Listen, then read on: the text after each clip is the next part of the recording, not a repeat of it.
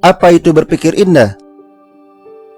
Konsep berpikir positif yang sudah banyak dikenal ialah berpikir mengenai hal-hal yang baik, yang berorientasi kepada keberhasilan dan hanya memikirkan hal yang baik saja.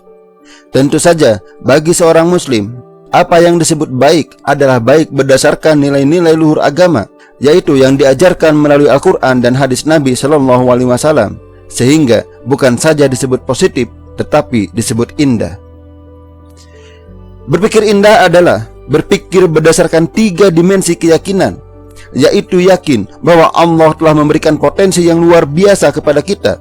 Keyakinan kedua adalah keyakinan akan kasih sayang Allah, yaitu Allah akan membantu dan menolong kita serta memberikan apa yang terbaik bagi kita.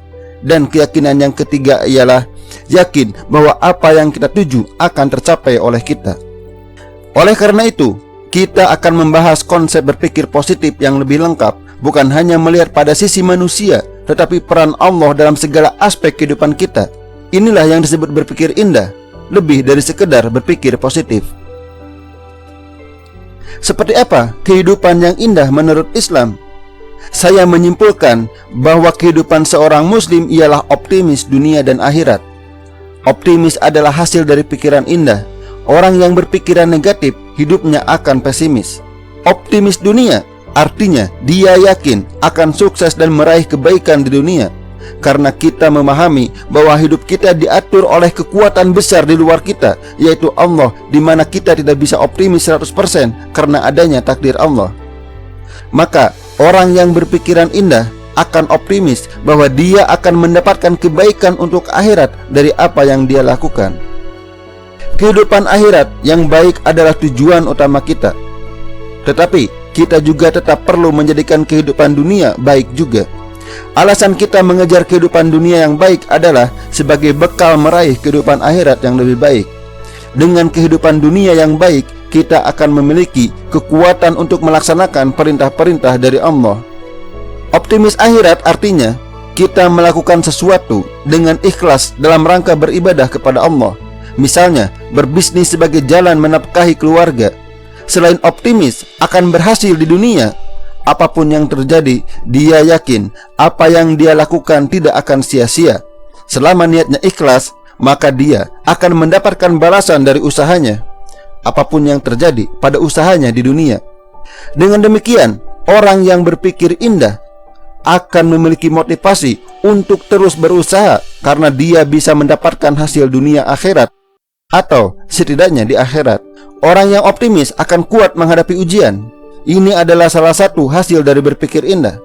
Jika kita berpikir indah dengan apa yang dinamakan ujian, maka kita akan kuat dalam menghadapi ujian. Keberhasilan kita melalui ujian akan menghantarkan kita sukses dunia akhirat. Ujian memang sengaja diciptakan oleh Allah untuk kita. Oleh karena itu, kita tidak bisa menghindarinya. Satu-satunya cara menghadapi ujian ialah menghadapinya dengan pikiran yang indah. Dan pikiran indah ini bisa kita dapatkan jika kita menelaah apa yang Allah jelaskan tentang ujian di dalam Al-Quran.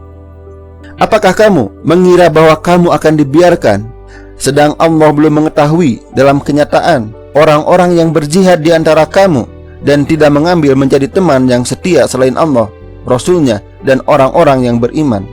Dan Allah Maha mengetahui apa yang kamu kerjakan. Quran Surat At-Taubah ayat 16. Seperti dikatakan di atas, bahwa kita tidak akan dibiarkan untuk hidup enak terus. Allah memang akan menguji setiap hambanya. Ujian bisa datang untuk berbagai bidang kehidupan. Bisa saja ujian muncul dalam kehidupan hubungan rumah tangga kita. Bisa saja ujian muncul berupa penyakit yang kita derita. Bisa juga ujian muncul di bidang bisnis berupa kegagalan dan kerugian. Bisa juga ujian muncul di tempat kerja Anda seperti ancaman PHK, gaji yang kecil, atasan yang membuat kita kesal, dan berbagai bentuk ujian lainnya. Ada ujian yang nyata-nyata membedakan apakah seseorang beriman atau tidak, seperti godaan wanita cantik yang bukan muhrim bagi kaum pria. Siapa yang beriman akan tetap teguh seperti Nabi Yusuf alaihissalam digoda oleh istri penguasa yang cantik. Ada juga ujian yang tidak nyata membedakan antara beriman dan tidak. Hasil ujian jenis ini akan dilihat dari bagaimana kita menyikapinya.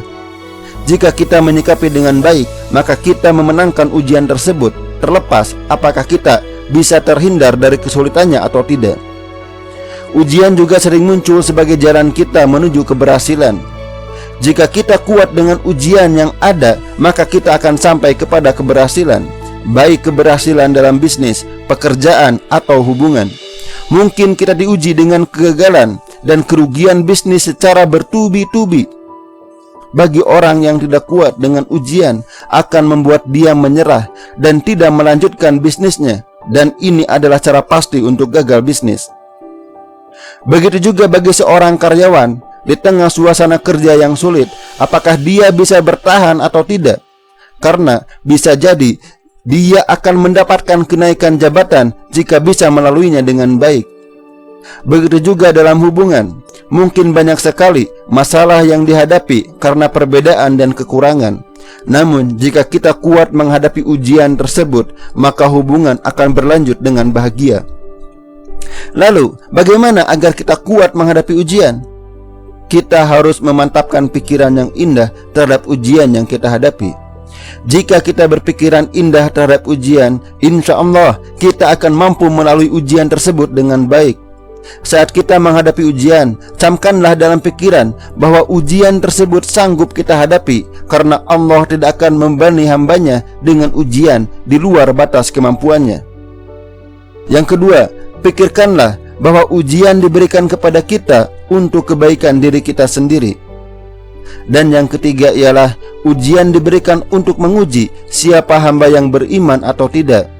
Kita akan bahas tentang ujian lebih lanjut pada audio yang lain. Jikalau mereka sungguh-sungguh ridho dengan apa yang diberikan Allah dan Rasulnya kepada mereka, dan berkata, cukuplah Allah bagi kami, Allah akan memberikan sebagian dari karunia-Nya, dan demikian pula Rasulnya.